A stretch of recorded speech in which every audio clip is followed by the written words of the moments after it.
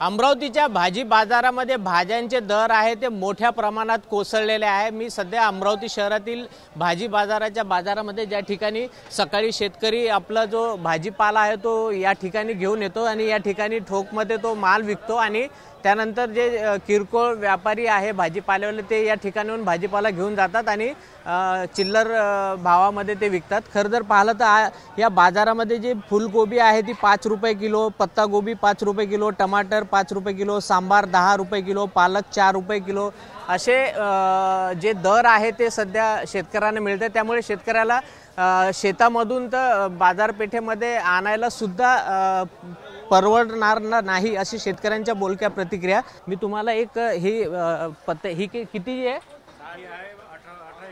ही 18 रुपयाची पूर्ण पन्नी आहे, जवळपास 20 किलो आहे याच्यामध्ये।